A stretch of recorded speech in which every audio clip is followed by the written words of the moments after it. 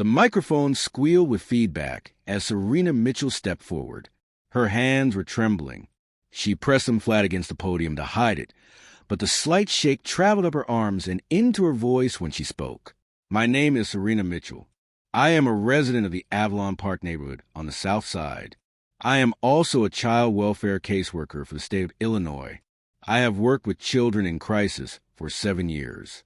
I have seen what happens when families lose their homes. I have seen what happens when communities are torn apart by forces they cannot fight. And I am here tonight to tell you that what Whitmore Development Group is proposing is not progress. It is erasure. The council chamber was packed. Folding chairs lined the walls, filled with residents who had taken time off work, who had arranged childcare, who had driven across the city to be heard. Behind the elevated platform, 7 city council members sat in leather chairs, their faces carefully neutral. Television cameras lined the back wall. Serena looked down at her notes. The words blurred. She had written them at 2 in the morning, sitting on the floor of her apartment with her mother's photograph propped against the wall. The block you're considering for demolition contains 37 housing units. 84 people live in those units. 14 of them are children. 6 are elderly residents who have lived in this neighborhood for more than 40 years. She paused. Her throat tightened. One of those properties is a house where my mother raised me, a house where she fostered 17 children over 22 years. Children the system had failed. Children no one else would take. That house is not just a building. It is a legacy, and you are preparing to turn it into a parking garage. A murmur rippled through the crowd. Someone in the back shouted, "Let her speak." Serena lifted her eyes from the podium. She scanned the room, looking for familiar faces, looking for strength, and then she saw him, 3rd row from the back, gray suit, arms crossed, watching her with an expression she could not read. Marcus Whitmore, the man whose car she had climbed into 2 nights ago, the man whose voice had pulled her from sleep, the man who had driven her home without asking for anything in return. Their eyes met. Something shifted in his face. Recognition, then something else. Something that looked almost like pain. Serena's voice caught. She looked away. I am asking this council to delay the approval of this project for 90 days. I am asking for a community impact study. I am asking for the voices of the people who will lose everything to be heard before you make a decision that cannot be undone. She stepped back from the microphone. The chamber was silent, and Serena walked out before she could see his face again. If you have ever fought for something that felt impossible, something that mattered more than your fear, then you understand what Serena was feeling in that moment. Before we go further, make sure you're subscribed to The Timeless Tale, because this story is about to take a turn that neither of them expected. 48 hours earlier, the clock on Serena's desk read 11:47 p.m. She stared at it for a long moment, watching the second hand sweep past the 12, then the 1, then the 2. The office around her was empty. The overhead lights had switched to their automatic dimming mode an hour ago, casting everything in a gray half-light that made the beige walls look like the inside of a cardboard box. Her computer screen showed a case file she had read 4 times without absorbing a single word.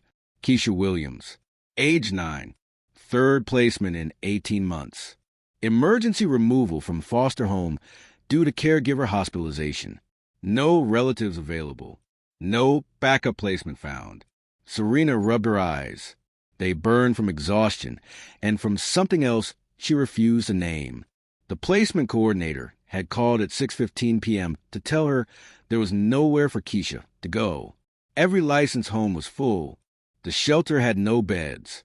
The emergency system was overwhelmed. Again, the way it was always overwhelmed, the way it would be overwhelmed tomorrow and next week and next month. So where is she now? Serena had asked. She is sleeping on the couch in Conference Room B. Serena had walked to Conference Room B and stood in the doorway. Keisha was curled under a thin blanket, her sneakers still on, her backpack clutched against her chest like a stuffed animal. Her braids were coming undone. Her face, even in sleep, held a tension that no 9-year-old should carry. Serena had watched her for 7 minutes before returning to her desk. That was 5 hours ago. Now, Keisha was being transported to a temporary placement 43 miles away, in a suburb where she knew no one. She would start at a new school on Monday, her fourth school in 18 months. Serena shut her computer without saving anything. She picked up her bag, shrugged on her coat, and walked out of the building into November cold. Chicago in November was a particular kind of brutal. The wind came off the lake like it had a personal vendetta, slicing through every layer of clothing, finding every gap between scarf and collar. Serena pulled her hood up and walked toward the pickup area, her phone clutched in her frozen fingers. The rideshare app showed her car was 2 minutes away. Black sedan, license plate ending in 8R7. She stood on the curb, bouncing slightly to keep warm, watching the headlights of passing cars blur into streaks. The cold was so sharp it almost felt clarifying, like it had cut to the fog of exhaustion and grief that had settled over her months ago and never quite lifted. A black sedan pulled up to the curb. Serena glanced at the plate. Black car, right location, close enough. She pulled open the door and climbed inside. The warmth hit her first. Then the leather smell, richer and cleaner than any rideshare she had ever been in. Then the faint scent of cologne, something woody and expensive. Her eyes were already closing. The door had not even shut. She was asleep within 30 seconds. The voice came from somewhere far away. "Mississippi, miss, are you all right?" Serena's eyes opened to darkness. For a moment, she did not know where she was. The disorientation was total, like waking in a foreign country, like surfacing from deep water. Then the details sharpened. She was in a car. Not her car. Not anyone's car she recognized. The leather seat was cold against her back. The window beside her showed streetlights sliding past like golden tears. And someone was speaking to her from the other end of the back seat. Serena turned her head. A man sat 3 feet away. Dark skin, close-cropped hair, a jawline that looked like it had been designed by an architect. He wore a charcoal gray suit that fit him like a second skin, and his hands were resting calmly on his knees. His eyes caught the passing light, and they were watching her when terror flooded her body. She scrambled backward, pressing herself against the door, her fingers clawing for the handle. The handle did not move. "It is locked," the man said. His voice was low, calm, almost gentle. "Marcus, unlock the doors, please." There was a soft click from the driver's seat. Serena registered the presence of another man in front, broad-shouldered, wearing a dark jacket, eyes fixed on the road. "You can open it now," the man in the gray suit said. "You are not a prisoner. You got into the wrong car." Serena's chest was heaving. Her hand found the handle. She did not pull it. "Where am I?" "About 8 blocks from where you got in. We have been driving for roughly 15 minutes. You were asleep before the door closed." "I do not know you." "No, you do not." The car slowed. Serena's eyes darted to the window. The neighborhood outside was familiar. She recognized the corner pharmacy, the bus shelter with the cracked plastic panel, the neon sign of the 24-hour laundromat. She was maybe 12 blocks from her apartment. "Marcus, pull over here." The car stopped. Serena yanked the handle and half fell onto the sidewalk. The cold air hit her like a wall. She stumbled backward, putting distance between herself and the vehicle, her heart slamming against her ribs. The man stepped out from the other side. He came around the front of the car slowly, his hands raised slightly, palms open.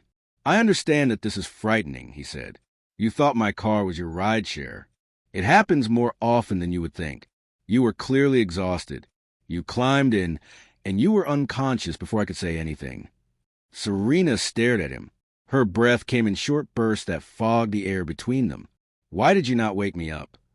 Something shifted in his face. It might have been hesitation. It might have been something softer. "You looked like you had not slept in weeks. I told Marcus to drive slowly. I thought you might need to rest more than you needed to be somewhere." It was such an unexpected answer that Serena did not know how to respond. She looked at him, really looked at him, standing in the cold with his expensive suit and his careful posture, and his hands still raised like he was approaching a frightened animal. He did not look threatening. He looked concerned. "That is insane," she said. "Possibly. You do not just let a stranger sleep in your car. No, he agreed. You do not. They stood in silence. A bus rumbled past. Somewhere in the distance, a siren wailed and faded. Can I drive you the rest of the way home? He asked. It is almost midnight. You should not be standing on this corner. I do not know you. My name is Marcus. I work in real estate. I am not going to hurt you. I am going to get back in the car, and Marcus, the driver, is going to take you wherever you need to go. You can sit by the door. You can leave any time you want. Serena should have said no. Every survival instinct she had cultivated over 29 years was screaming at her to walk away, to call her own ride, to handle this herself the way she handled everything herself. But she was so tired, and there was something in his eyes that she recognized. Not kindness exactly. Something raw. Something that looked like loneliness. Okay, she said. She got back in the car. He told Marcus, the driver, to take them wherever she directed. She gave her address. The car pulled smoothly away from the curb. For 2 blocks, neither of them spoke. The silence was not uncomfortable. It was a silence of 2 people too exhausted for performance. You work late, he said finally. I work with children, foster care, placements and emergencies. He nodded slowly. That explains the look on your face when you woke up. Serena glanced at him. What look? Like you had been carrying something too heavy for too long. She did not know what to say to that, so she said nothing. My father worked like that, he continued. 17 18-hour days. He said it was the only way to build something that mattered. He died when I was 11. The words landed quietly in the car. I am sorry, Serena said. It was a long time ago. They fell silent again. But something had shifted. The stranger was no longer quite a stranger. I lost my mother 14 months ago, Serena heard herself say. Cancer. I was with her at the end. He turned to look at her. His expression did not change, but something in his eyes deepened. Then you know. Know what? That nothing really prepares you, no matter how much warning you have. The car stopped in front of her building. A brick 3-flat with a wrought iron fence and a porch light that had been flickering for 2 weeks. Home. Serena reached for the door handle. Then she stopped. Thank you, she said, for not making this strange, for just being kind. He nodded once. Get some sleep? You look like you've earned it. She climbed out. The cold wrapped around her immediately. She walked to her building without looking back, fumbled with her keys, and let herself inside. She was asleep within 5 minutes of her head hitting the pillow. She did not dream. The next morning arrived without permission. Serena woke at 11:42 a.m. to pale November light. Streaming through curtains she had forgotten to close. Her phone was buzzing on the nightstand. She reached for it with eyes still half closed. 14 missed calls from Denise, 23 text messages, and a news notification that made her sit up so fast her vision blurred. Whitmore Development Group announces major expansion into South Side neighborhoods. The headline was accompanied by a photograph. A man standing behind a podium. Microphones clustered in front of him. A banner with a company logo hanging behind him. Marcus Whitmore, CEO. The same calm face. The same gray suit. The same eyes that had watched her with something she had mistaken for kindness. Serena stared at the screen until her phone dimmed and went dark. Then she typed his name into the search bar with fingers that felt numb. The results loaded, and her stomach turned to ice. Marcus Whitmore was not just any CEO. He was the founder and majority owner of one of the largest real estate development companies in the Midwest. His net worth was estimated at $3.2 billion. He had been named one of Forbes' most powerful people in Chicago 4 years running. He had developed luxury condominiums, shopping centers, corporate headquarters. And 6 months ago, his company had quietly acquired a block of properties in the Avalon Park neighborhood on the south side of Chicago, including 4847 Langley Avenue, the house where Serena had grown up, the house where her mother had lived and died, the house that had sheltered 17 foster children over 22 years, the house that Serena had been trying to buy out of probate for the past 11 months. scraping together savings, negotiating with lawyers, begging for extensions. It was already gone. Whitmore Development Group had purchased it in a bulk acquisition. It was scheduled for demolition in 59 days. And the man who owned it had driven her home last night while she slept. Serena set her phone down carefully. She walked to the bathroom. She turned on the shower and stood under the water until it ran cold. Then she called Denise. "Tell me everything you know about the Whitmore project." 3 days passed. Serena went to work. She filed reports and made calls and visited homes and pretended that everything was normal. She attended a placement review for Keisha Williams, who was adjusting poorly to her new foster home 43 miles away. She sat in a conference room and listened to administrators discuss budget cuts that would eliminate 2 caseworker positions by January. She did not think about Marcus Whitmore. She thought about him constantly. She researched his company at night, scrolling through property records and development proposals and community impact reports until her eyes ached. She found articles about his rise from poverty to billionaire status, though the details were vague and carefully curated. She found photographs of him at charity galas and groundbreaking ceremonies, always alone, always with that same unreadable expression. She found the demolition schedule for her mother's block, 56 days. On the 3rd day, her supervisor called her into the front lobby. "Someone is here to see you." Serena walked out expecting a foster parent with questions, a family member seeking reunification information, a social worker from another county transferring a case. Marcus Whitmore was standing in the waiting area of the Department of Children and Family Services. He wore a dark blue suit today.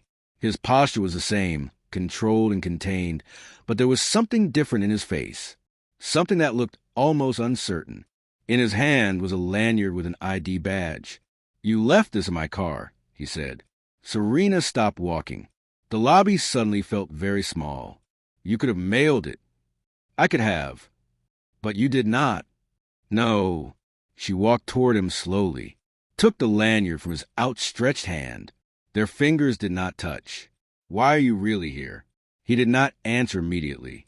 His eyes moved across her face, studying her with that same unsettling intensity she remembered from the car. "I wanted to see you again," he said finally. "I wanted to make sure you were all right." "I am fine." "You do not look fine. You look like you have not slept since I saw you last." "That is none of your business." "You are right. It is not." Denise appeared in the doorway behind Serena. Her eyes went wide. She had seen the news coverage. She knew exactly who was standing in their lobby. "Serena," she said carefully, "everything okay out here?" "Fine. He was just leaving." Marcus nodded slowly. He reached into his jacket pocket and pulled out a paper bag that Serena had not noticed he was carrying. "I brought lunch. The food in these buildings is usually terrible. I do not need you to bring me lunch. I know you do not need it. I want to do something kind for someone who clearly has not had enough kindness lately." He set the bag on the reception desk. "It is from that deli on Clark Street. Turkey sandwich. They said it was the most popular." He turned to leave. "Wait!" The word came out before Serena could stop it. He stopped, turned back. His expression revealed nothing. "How did you know where I work?" "Your badge. Department of Children and Family Services. There are only 3 offices in the city. I tried this one first." "So you tracked me down." "I returned your property and brought you lunch. The tracking was incidental. Despite everything, despite the anger coiling in her chest and the fear and the exhaustion and the grief." Serena almost smiled. "You are strange," she said. "I have been told that before." They stood in silence. The fluorescent lights buzzed overhead. A phone rang somewhere in the back office. "There is a restaurant near the waterfront," Marcus said. "Italian. Small. Quiet. I would like to take you to dinner tomorrow night. Not as repayment for anything. Not as an apology. Just as 2 people who had an unusual meeting and might want to have an ordinary conversation." "I do not think that is a good idea." "Why not?" "Because you own the house where my mother died. Because your company is destroying everything I have left of her." Because I cannot look at you without feeling like I am betraying something I do not have words for. Because I do not know you. That is the point of dinner. Getting to know someone. She should say no. Every rational part of her brain was screaming it. This man was the enemy. This man was the obstacle. This man held the power to erase the last physical trace of her mother's existence. Fine, she said. Tomorrow, 7 o'clock. Text me the address. She turned and walked back into the office without looking at him again. Behind her, Denise's voice carried, "Was that who I think it was?" Serena did not answer. The restaurant was smaller than she expected. No crystal chandeliers. No extensive wait list. Just checkered tablecloths, candles and wine bottles, and a waiter who greeted Marcus by name and led them to a corner booth without asking. "You come here often," Serena said. "My father used to bring me here when I was a child, before he died. It is one of the only places in the city that still feels like that time." She studied his face in the candlelight, the sharp angles, the controlled expression, the eyes that revealed nothing and everything simultaneously. "You do not talk about him much. In interviews, you've been reading about me. You own property in my neighborhood. I wanted to know who I was dealing with." Something flickered across his features. "And what did you conclude?" "That you are very good at controlling your narrative. That you came from nothing and built an empire. That no one seems to know anything about your childhood beyond a few carefully placed details. That is intentional." "Why?" He was silent for a long moment. The waiter appeared with bread and olive oil. Marcus waited until he left. "Because some things are not for public consumption. Because my past is my own. Because what I came from has nothing to do with what I built. Everything we come from has something to do with what we build." His eyes met hers. "You sound like a therapist." "I sound like someone who works with children every day. Children who carry their histories in their bodies, whether they want to or not." The food arrived. Linguine for her. Rigatoni for him. They ate in silence for a while. The kind of silence that settles between people who are deciding whether to trust each other. "Tell me about your work," he said finally. Not the official version. The real one. Serena set down her fork. "You want to know what it is really like?" "Yes. It is heartbreaking. Every single day. I place children in homes that are supposed to be safe, and sometimes they are not. I watch kids get moved from placement to placement until they stop believing anyone will ever want them. I sit in meetings where people make decisions about human beings based on budgets and liability, and never once ask what the child actually needs." She paused. Her voice had risen without her noticing. She took a breath. "But sometimes I find a family that works. A placement that sticks. A child who gets a chance. And those moments are the only reason I keep going." Marcus was watching her with an intensity that made her uncomfortable. "You care more than you are supposed to. There is no such thing as caring too much when children are involved. There is when it destroys you." She met his gaze. "You sound like you know something about destruction. I know something about survival. About doing whatever is necessary to escape a situation that is killing you. About building walls so high that nothing can get through." He looked down at his plate. "And I know something about the cost of those walls." The confession hung in the air between them. Serena felt the shift, the subtle opening that happens when someone offers a piece of themselves they do not usually share. "My mother fostered children," she said quietly. 17 of them over 22 years. She took the ones no one else would take. The difficult ones. The traumatized ones. The ones who'd been in the system so long they had stopped hoping for anything. She sounded extraordinary. She died 14 months ago. Cancer. I was with her every day at the end. I held her hand when she stopped breathing. Her voice did not break. She would not let it break. Not here. Not in front of him. The house where she did all of that," Serena continued. "The house where she raised me and 17 other children. It was supposed to come to me. But there were debts I did not know about. Medical bills. Legal complications. The estate went into probate, and I have been fighting to buy it back ever since." She looked up at him. 6 months ago, a development company purchased it in a bulk acquisition. They're to tear it down and build a parking structure. Marcus's face had gone very still. What company? I think you know. The silence that followed was absolute. The candle flickered between them. Somewhere in the restaurant, a glass shattered and someone laughed. Serena, did you know? When you saw me at the office, when you asked me to dinner, I did not know the house was yours. I did not know any of this.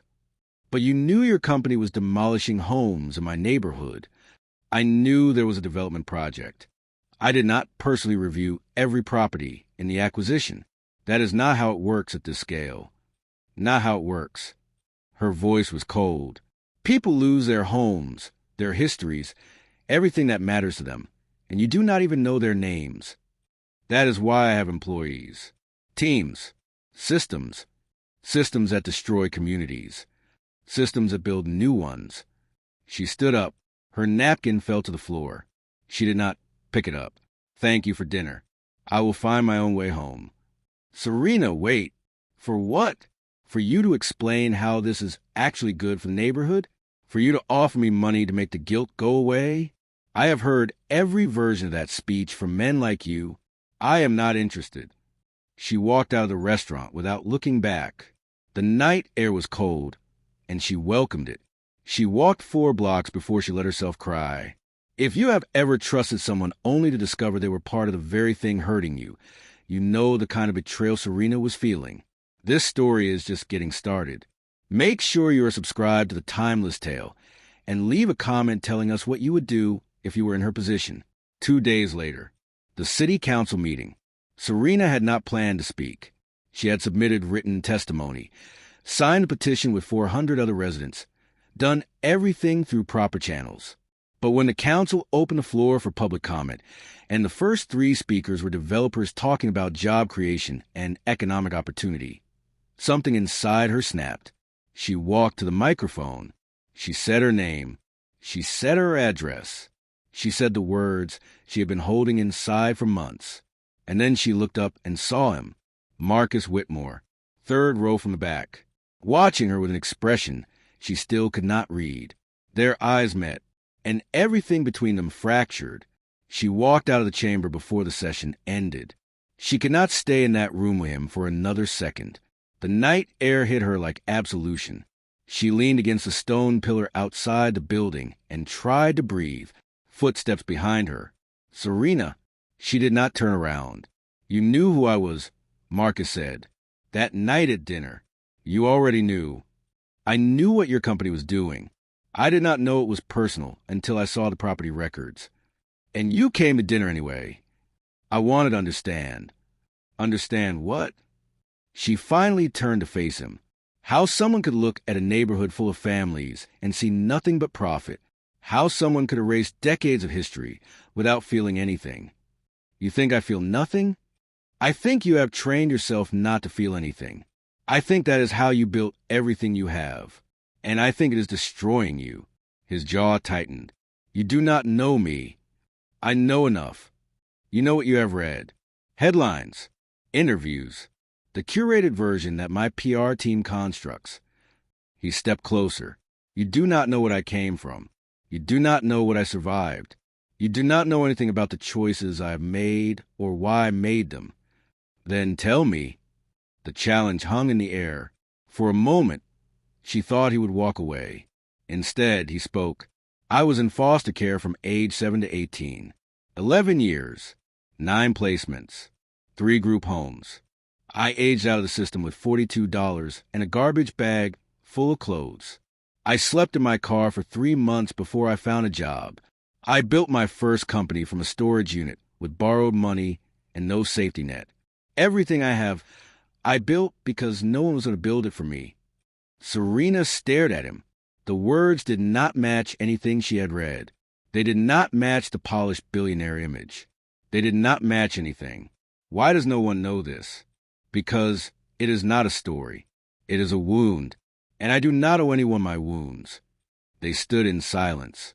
The traffic passed on the street. Behind them, a bus squealed to a stop.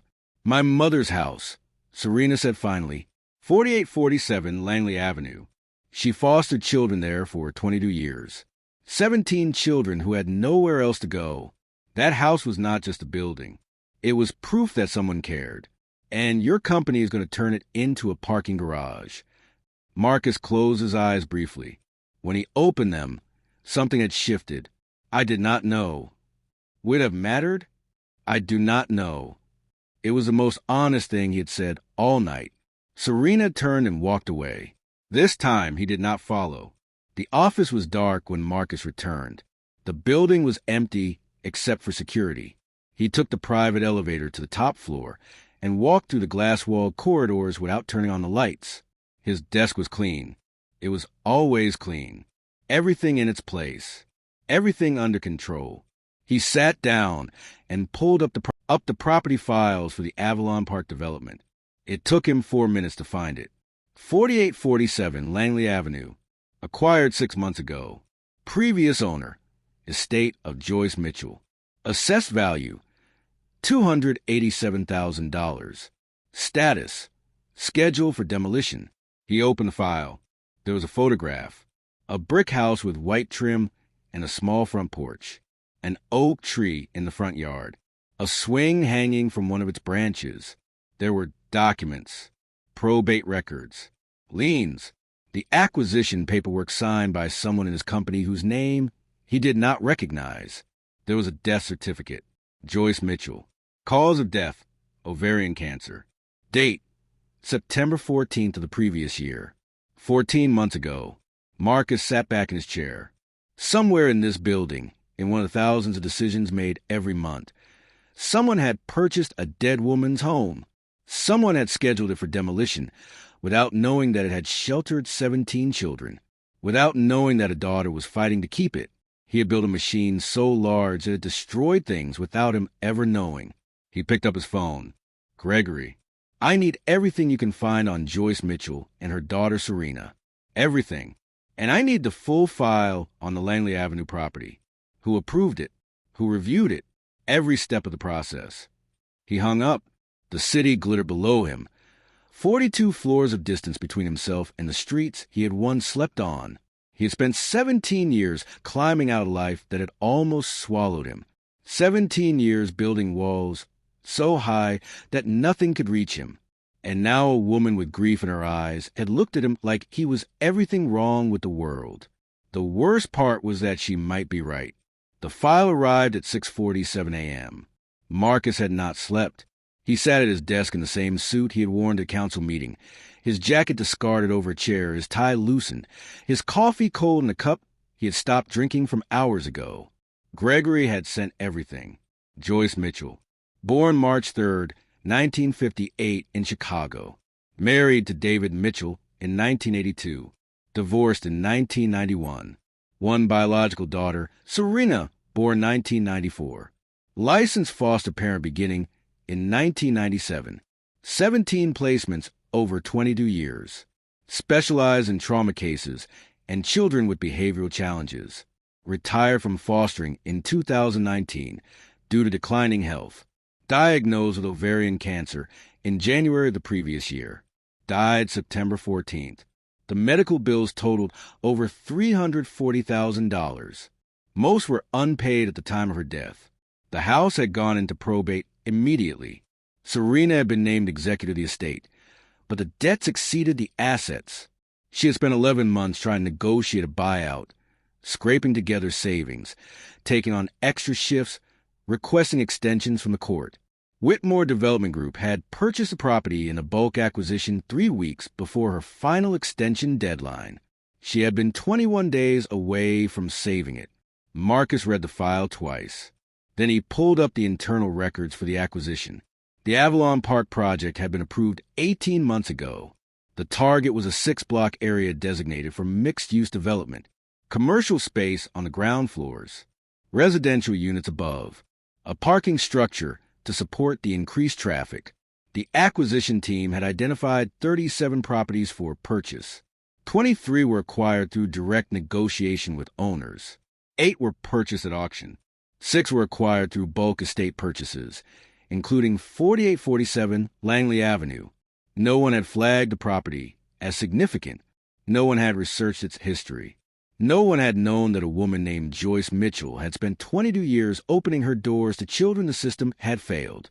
It was just another line item, another address, another obstacle cleared. Marcus closed the file. He had built a company that operated with precision and efficiency. He had built systems that could acquire, develop, and sell properties worth hundreds of millions of dollars without him ever setting foot on the land. He had believed that scale was necessary, that distance was inevitable, that the machine he had created was separate from the man who built it. But the machine was him. Every decision it made, he had made. Every harm it caused, he had caused. He picked up his phone and called Serena. She did not answer. He called again. No answer. He called a third time. This time, she picked up. "What do you want?" Her voice was flat, exhausted, the voice of someone who had cried until there was nothing left. "I know about your mother," Marcus said. "I know what that house meant. I have read everything." Silence on the other end. "I am not calling to make excuses. I am not calling to offer money or apologies or anything that would insult what you have lost. I am calling because I need you to understand something." Understand what? I did not know. And that is exactly the problem. I built something so large that it destroys things without me knowing. I built walls so high that I could not see the people on the other side. He paused. "I see you now, and I want to meet with you, not to negotiate, not to defend myself, just to talk." "Why should I?" "Because I understand something about what you're carrying. Not everything, but something. You do not know anything about what I am carrying. I know what it feels like to have nowhere to go. I know what it feels like to lose everything and have no one notice. I know what it feels like to survive something that should have broken you and spend the rest of your life trying to prove it did not." The line was quiet for a long moment. "There is a diner on 47th Street. Serena said finally, "Mabel's. I will be there at noon." She hung up before he could respond. What would you do if the person who hurt you most was also the only one who truly understood your pain? That is the question Serena is facing right now. If this story is resonating with you, take a moment to subscribe to The Timeless Tale and turn on notifications so you do not miss what happens next. The diner was exactly what Marcus expected. Cracked vinyl booths, a counter with spinning stools, the smell of coffee that had been sitting too long in bacon grease that had seeped into the walls over decades. A bell above the door that jangled when he walked in. Serena was already there.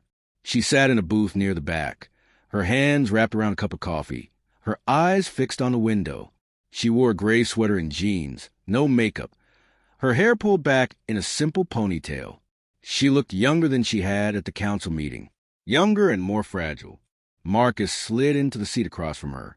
He did not order anything. The waitress approached, saw something in his face, and retreated. For a long moment, neither of them spoke. "You wanted to talk," Serena said finally. "So talk." "I was placed in foster care when I was 7 years old. My mother was an addict. She left me in an apartment alone for 6 days before a neighbor called the police. I do not remember most of those 6 days. Just the hunger and the dark."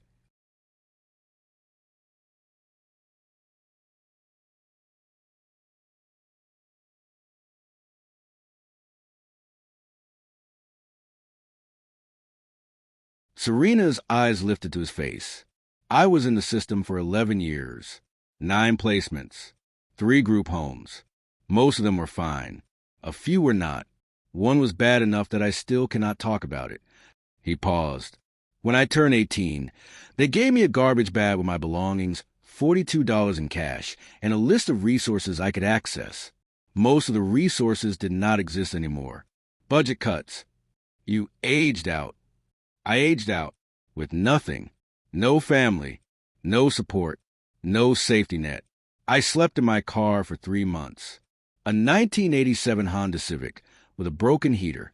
I worked 2 jobs and saved every penny. I ate once a day, sometimes less." Serena was watching him with an expression he could not read. "I started my first company when I was 23, a small property management firm. I found buildings that landlords had abandoned and offered to manage them for a percentage of the rent. It was not glamorous. It was not impressive. But it was mine, and I built it into something. Into a $3 billion empire. Into a machine that acquires and develops and sells without ever stopping to ask who gets hurt. He met her eyes. I told myself that scale was necessary, that I could not build something big enough to matter if I stopped to consider every individual impact.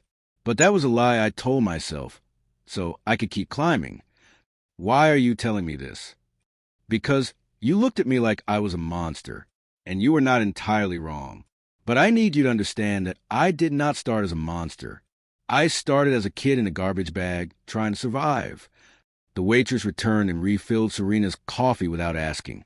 She left again. My mother never made any money, Serena said quietly. Fostering does not pay well. The stipends barely covered food and clothes for the kids. She worked part-time as a teacher's aide to make ends meet. We never had much. But she did it anyway. She did it because she believed that every child deserved to feel wanted, even if it was just for a little while. Even if they left and never came back. She used to say that love was not about keeping people. It was about giving them enough that they could leave when they were ready. Marcus felt something shift in his chest. A pressure he had not known was there. She sounds like someone who understood what it meant to be unwanted. She was adopted. She never knew her birth parents. She spent her whole childhood wondering why they gave her up. When she became a foster parent, she told me it was because she wanted to give other children what she never had. Not answers, just presence, just someone who showed up. And the house. Serena looked down at her coffee. The house was everything. It was where she brought every child who came into her care. It was where she sat up with them at night when they had nightmares. It was where she taught them to cook and helped them with homework and held them when they cried. It was where she died. Her voice did not break, but her hands trembled slightly around the cup. I was with her at the end, in the bedroom upstairs, the same bedroom where she had rocked 17 children to sleep. She told me she was proud of me. She told me to keep fighting. And then she was gone. Marcus did not speak. There was nothing to say. The house was supposed to come to me, Serena continued. But there were debts I did not know about. Medical bills. A second mortgage she had taken out to pay for treatments that did not work. The estate went into probate, and I've been fighting ever since. And then my company bought it. 21 days before my final deadline. 21 days before I would have had enough for the down payment. 21 days before I could have saved the only thing I had left of her. The silence stretched between them. The diner sounds faded into background noise. Just the two of them and the weight of everything that had been said. I cannot undo what happened, Marcus said finally. I cannot give you back those 21 days. But I want to do something. Not to make myself feel better. Not to erase the harm. But because your mother spent her life giving children what they needed. And I was one of those children who never got it. Serena looked up. What are you proposing? The house. I do not want to demolish it. I want to transform it into something that continues what your mother started. Transition housing for foster youth aging out of the system. A place where they can stay while they find their footing. Case management. Job training. Counseling. Everything I never had when I aged out. Serena stared at him. I want to call it the Joyce Mitchell House. And I want you to help me design the program. You know the system. You know what these kids need. I have the resources, but you have the knowledge that matters. You wanted to work with you. I want you to work with me to build something that could have saved me 20 years ago. Something that could save kids like I was. Something that honors what your mother believed. Serena was quiet for a long moment. Her eyes searched his face, looking for the catch, the angle, the hidden motive. Why should I trust you? You should not. Not yet. Trust is earned through action, not promises. But I am asking for the chance to earn it. She looked out the window. The street was busy with afternoon traffic. People walking past without knowing that inside this diner, two strangers were deciding whether to build something together from the wreckage of their separate losses. I need time to think, she said. Take all the time you need. She stood up, leaving her coffee unfinished. At the edge of the booth, she paused. My mother would have taken you in. If she had met you when you were 7 years old, she would have taken you in and loved you like you were her own. Marcus felt the words land somewhere deep. I know, he said. That is why I have to do this. Serena walked out of the diner. Marcus watched her go. Then he paid for a coffee and left. The call came 4 days later. Marcus was in a board meeting when his phone vibrated. He glanced at the screen, saw Serena's name, and excused himself without explanation. I have conditions, she said when he answered. Tell me. I designed the program, not your consultants, not your HR team. Me. I decide what services we offer, what staff we hire, what the space looks like. Agreed. The house stays intact. You can renovate, but you do not tear down any walls that my mother touched. The bones of the building remain. Agreed. And this is not charity. I do not take money from you for doing this. I take a salary like any other employee, and I pay my own way. Agreed. Silence on the line. You said yes to everything. Because everything you ask makes sense. This only works if you have real control. Otherwise, it is just another wealthy person funding a project they do not understand. Serena exhaled. When do we start? Monday. I will send a car at 8. I can take the bus. I know you can, but you do not have to. Another pause. Monday at 8, she said. Do not be late. She hung up. Marcus stood in the hallway outside the boardroom, his phone still in his hand, and felt something he had not felt in years. Hope. The weeks that followed changed everything. Serena arrived at Whitmore Development headquarters on Monday morning and spent 4 hours in a conference room with Marcus, 2 architects, and a social services consultant. By noon, she had filled 3 whiteboards with program requirements. 22 beds for youth ages 18 to 24. Private rooms because dignity mattered. A shared kitchen for communal meals. A computer lab with 24-hour access. A library stocked with books on job skills, financial literacy, and personal development. Counseling offices with trauma-informed therapists. A job placement coordinator who had actually worked with foster youth, not just studied them. Marcus watched her work. She moved through the space like someone who had been waiting years for this moment, like someone who finally had permission to build the thing she had always seen in her mind. You have thought about this before, he said during a break. Every day since I started working in child welfare, every day I watch a kid age out with nothing and know there is nowhere for them to go. Every day I think about what could exist if someone cared enough to build it. Your mother cared. My mother did what she could with what she had. One woman in one house with limited resources. She saved 17 kids. Imagine what we could do with real infrastructure. Then let us build it. They worked together through February and into March. Serena reduced her hours at DCFS to 3 days a week, a change her supervisor approved immediately when she explained the project. The other 4 days, she spent at Whitmore headquarters, meeting with contractors and city officials and potential partners. Marcus was different in these meetings than she had expected. He listened more than he spoke. He deferred to her expertise without hesitation. When bureaucrats tried to stall the project with permits and regulations, he made phone calls that cleared the obstacles within hours. You are used to getting what you want, Serena said one evening. They were alone in the conference room.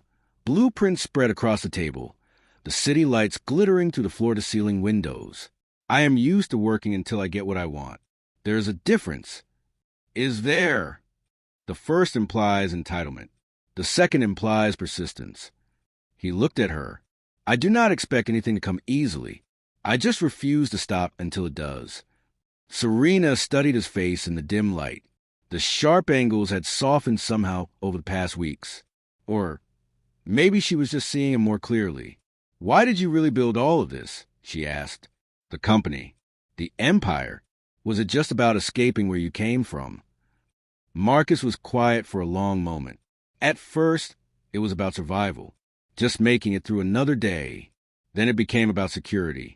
Enough money that no one could ever take anything from me again. Then it became about power.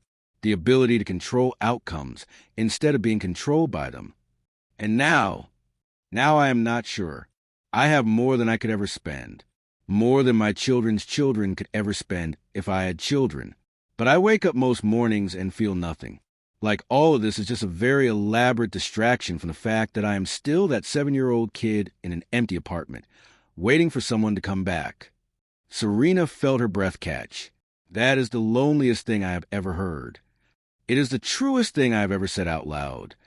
They looked at each other across the table. The blueprints between them showed the outline of a building that would shelter children like he had been. But the space between them held something else entirely. I should go, Serena said. Early meeting tomorrow. I will have Marcus drive you. I can take the train. I know. He smiled slightly. But you do not have to.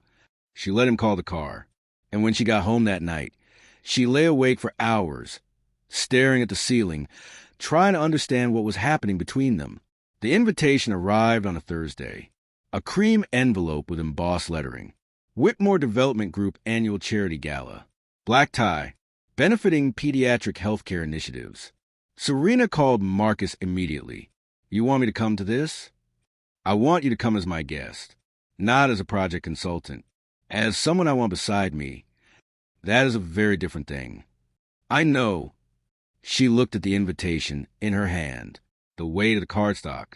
The elegance of the font. Everything about it screamed a world she did not belong in. I do not have anything to wear. I thought you might say that. Marcus, I'm not going to let you buy me a dress. What if I already did? The package arrived the next morning. A white box tied with navy ribbon. Inside, wrapped in tissue paper, was a dress that made Serena forget how to breathe. Deep emerald green. Fitted bodice with delicate beading. A flowing skirt that would fall just below her knees. Simple, elegant, and somehow exactly what she would have chosen for herself. There was a note tucked inside. You belong in every room. This just makes it easier for everyone else to see what I already know. Serena read the note 3 times. Then she tried on the dress. It fit perfectly. The gala was everything Serena had imagined and nothing like she expected. Crystal chandeliers hung from ceilings that seemed impossibly high. Champagne flowed from towers of glasses arranged in geometric patterns. Women wore gowns that cost more than her annual salary. Men wore suits that had been tailored to millimeter precision. Serena walked in on Marcus's arm and felt every eye in the room turned toward them. They are staring, she murmured. They are wondering who the beautiful woman with me is. Let them wonder. He guided her through the crowd, introducing her to board members and politicians and celebrities whose faces she vaguely recognized from magazine covers. She shook hands and made small talk and tried not to feel like an imposter. But something strange happened as the evening progressed. She stopped feeling out of place. Marcus stayed beside her, his hand occasionally touching the small of her back, his attention never wavering from her even when important people demanded his time. You are different here than I expected, she told him during a quiet moment near the dessert table. Different how? More human, less like the man I read about in Forbes. The man in Forbes is a character I play. He does not actually exist. Then who does exist? He looked at her, and something in his eyes shifted. The man standing in front of you. The one who cannot stop thinking about you.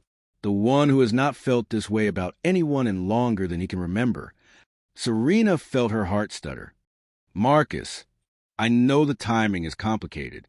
I know there are 100 reasons why this does not make sense. But I need you to know that this is not about the project or the house or anything except you. Before she could respond, a voice cut through the moment. Marcus, there you are. A woman approached. Elegant, silver-haired, dressed in cream and pearls. Her posture was impeccable, her gaze sharp and assessing. Mother, Marcus said. His voice shifted almost imperceptibly, becoming more guarded. I did not expect you tonight. The foundation is a significant donor. Where else would I be? The woman's eyes moved Serena, studying her with an intensity that felt almost clinical. And who is this? Eleanor Whitmore. This is Serena Mitchell. She is the lead program designer for the Joyce Mitchell Transition House, the foster care project. Eleanor's tone was neutral, but something flickered beneath the surface. I have heard about it. It is a pleasure to meet you, Mrs. Whitmore, Serena said, extending her hand. Eleanor took it briefly.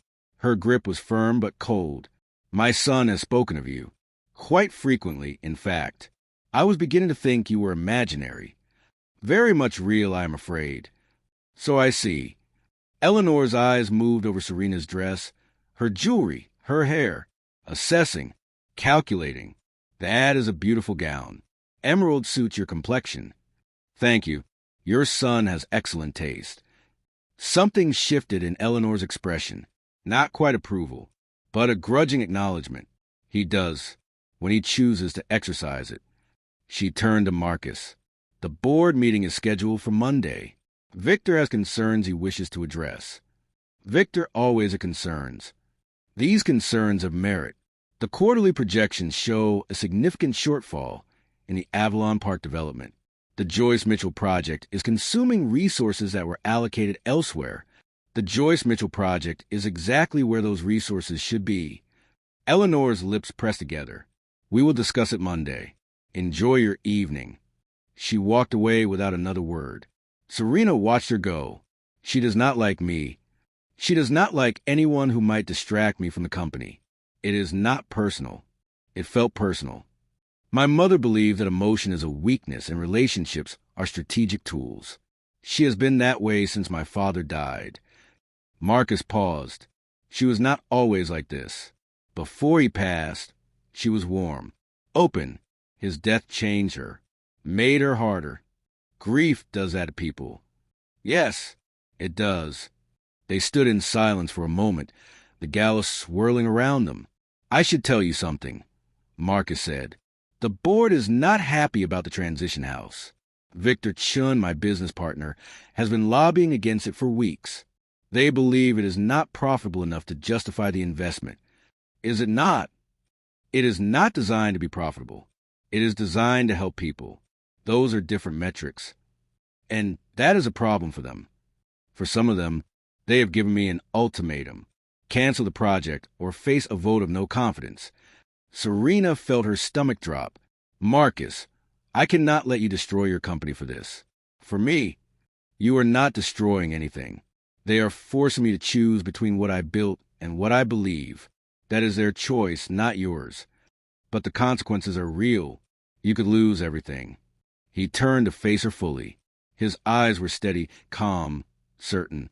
I have spent 17 years building a machine that operates without a soul. I have accumulated wealth that means nothing and power that I have used for nothing that matters. If the cost of doing something meaningful is losing all that, then maybe it was never worth having. You do not mean that. I have never meant anything more. The gala continued around them. Music played. People laughed. Champagne flowed. But Serena heard none of it. She only heard the sound of her own heart, beating faster than it should, telling her things she was not ready to admit. The board meeting happened on Monday. Serena was not there. Marcus had insisted she stay away, not wanting her to witness what might become ugly. But she waited in her apartment, phone in hand, watching the hours crawl past. At 4:47 p.m., her phone rang. "It is done," Marcus said. His voice was tired but calm. "What happened?" Victor presented his case. The board voted. I lost the CEO position. Serena closed her eyes. "Marcus, I'm so sorry. Do not be. I retain controlling ownership. I named a new CEO who shares my vision. The transition house project continues. Victor resigned in protest. The press will call it a scandal by tomorrow morning. And you? What will you do? Whatever I want." For the first time in years, I did not have an answer to anyone except myself. He paused.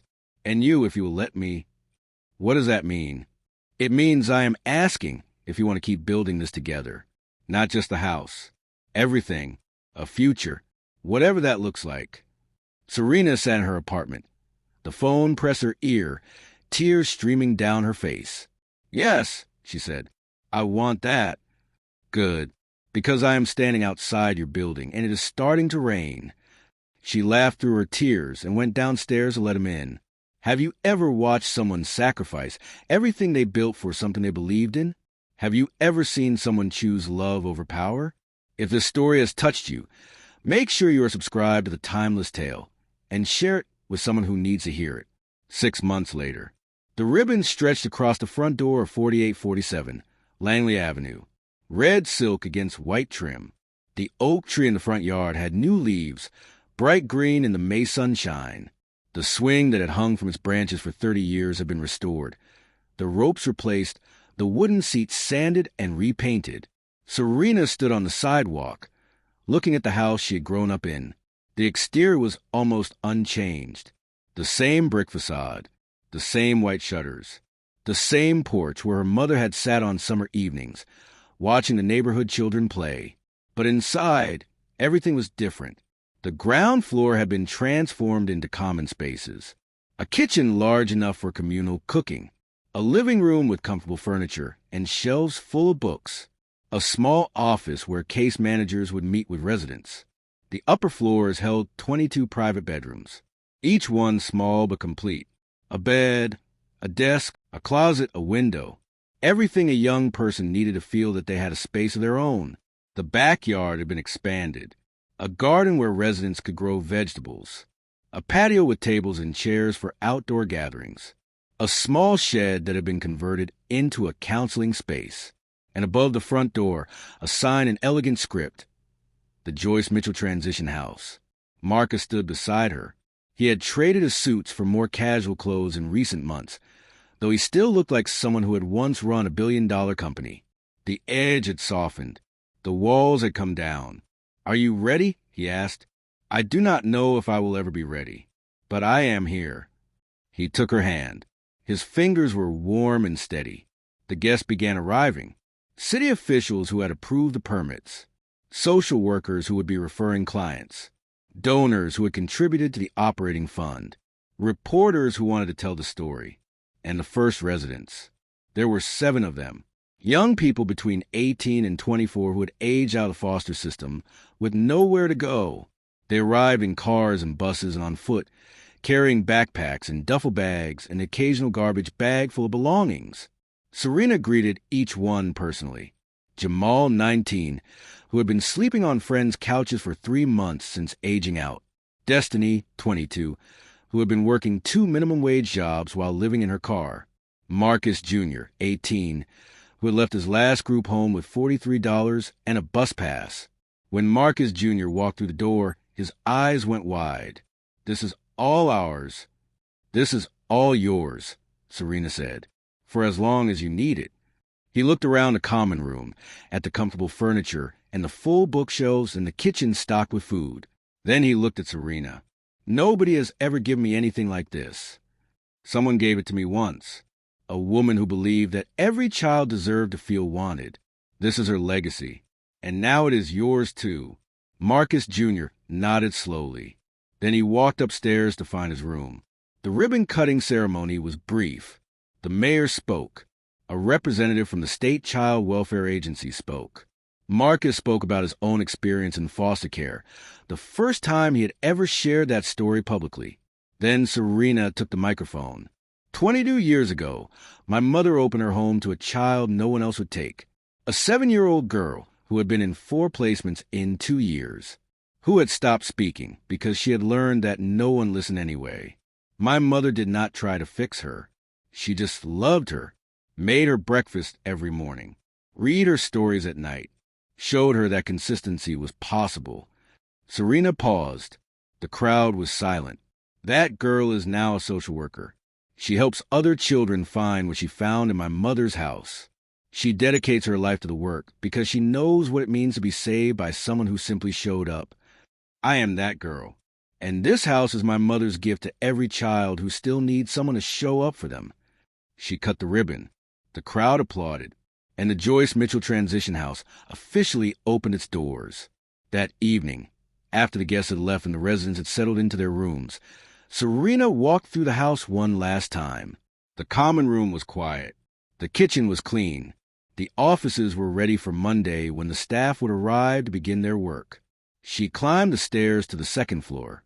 The hallway was painted the same soft yellow her mother had chosen 20 years ago. The doors to the bedrooms were closed, residents already settling into their first night in a place they could call their own. At the end of the hall, Serena stopped in front of a door that had not been converted into a bedroom, her mother's room. She had insisted it remain untouched, not as a shrine, but as a reminder. The bed was made with fresh linens. The photographs on the dresser showed Joyce at various ages, holding children, laughing, living fully. Serena sat on the edge of the bed and let herself feel everything she'd been holding back. The grief that never fully went away, the pride in what they had built, the hope for what it could become, the love that had survived death and would continue to ripple outward through every child who walked through these doors. Marcus found her there 20 minutes later. He sat beside her without speaking. His hand found hers. "She will be proud of you," he said finally. "She will be proud of us, of what we built together. We could not have done it without each other. No, we could not." They sat in silence as the evening light faded and the house settled around them. Somewhere downstairs, one of the residents was playing music softly. Somewhere outside, the neighborhood continued its ordinary rhythms. And in this room, in this house, two people who had found each other through accident and conflict and pain sat together and watched a new chapter begin. 1 year later, 3 more houses had opened across the city. The Joyce Mitchell Network now served over 100 young people annually. The model had been studied by child welfare agencies in 14 states. Replications were being planned in Detroit, Philadelphia, and Los Angeles. Serena had left a position at DCFS to run the foundation full-time. Marcus had stepped back from active involvement in Whitmore development entirely, though he remained a majority shareholder. Together, they had built something that would outlast both of them. On a Saturday evening in May, exactly 1 year after the first house opened, they returned to 4847 Langley Avenue. The house was quiet. The residents were at a community event downtown. The staff had gone home for the weekend. Marcus led Serena to the backyard, to the oak tree where her mother's swing still hung. The garden was in full bloom. Tomatoes and peppers and herbs planted by residents who had never grown anything before. The patio was strung with lights that glowed softly in the gathering dusk. "Do you remember the first night we met?" Marcus asked. Serena smiled. "I fell asleep in a stranger's car because I was too exhausted to read a license plate. And I let a stranger sleep because she looked like she needed it more than she needed to be anywhere else. We were both disasters. We still are, just different kinds of disasters." He turned to face her. His eyes were steady, the same calm intensity she had seen that first night, but warmer now. "Open. I have spent most of my life building walls, protecting myself from a kind of hurt I experienced as a child, keeping everyone at a distance so no one could ever leave me again." He paused. "You tore down every single one of those walls, not by force, just by being who you are." Serena felt her heart beating faster. "I never thought I would find someone who understood, someone who had carried the same weight, someone who knew what it meant to survive and still choose hope anyway." He reached into his pocket. "But I found you, or you found me, or maybe we found each other in the backseat of a car that neither of us was supposed to be in." He held out a small box. Black velvet. Simple. Elegant. "Serena Mitchell, you got into the wrong car, and it was the best thing that ever happened to me. Will you marry me?"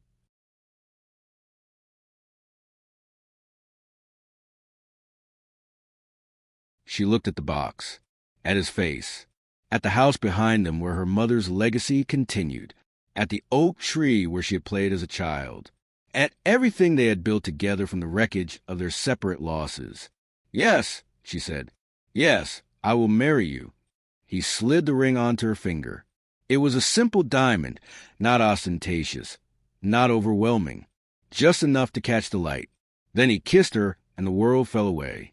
When they finally pulled apart, Serena looked at the ring on her finger, then at the house, then at the man who had somehow become everything. "I got into the wrong car," she said. "You got into the only right one." She laughed, and it sounded like freedom. Behind them, the Joyce Mitchell transition house stood solid and warm, its windows glowing with light, its doors open to everyone who needed a place to belong. And in the garden, under the oak tree where a swing still swayed gently in the evening breeze, two people who had started as strangers stood together and watched the stars come out. Some stories end with happily ever after. This one ends with something better, with purpose, with legacy, with love that was built, brick by brick, from the ruins of everything that came before. Thank you for watching The Timeless Tale. If this story moved you, share it with someone who needs to know that the wrong path can sometimes lead to exactly where you are supposed to be. Subscribe for more stories that stay with you long after they end. And remember, the people who change our lives the most are often the ones we never expected to meet.